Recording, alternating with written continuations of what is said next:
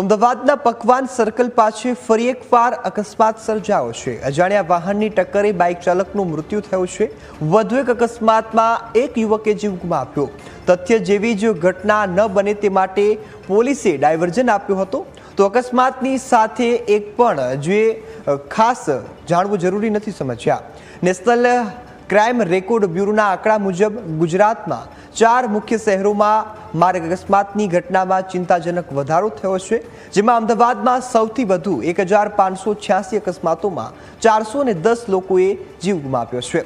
સુરતમાં 659 અકસ્માતોમાં 314 લોકોના મોત થયા છે, જે અન્ય શહેરોની સરખામણીએ આંકડો ખૂબ જ ઊંચો દર્શાવે છે। વડોદરામાં 557 અકસ્માતમાં 183 લોકોના મોત થયા, જ્યારે રાજકોટમાં 416 અકસ્માતની ઘટનામાં 160 લોકોએ જીવ ગુમાવ્યો।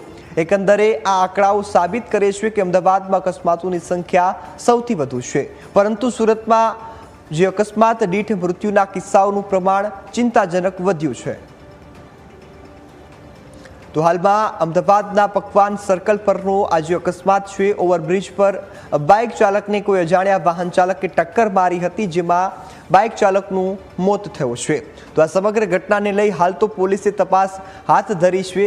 જો કે કઈ વાહન ટક્કર મારીને ફરાર થયું છે તે હજુ જાણવા મળ્યું નથી।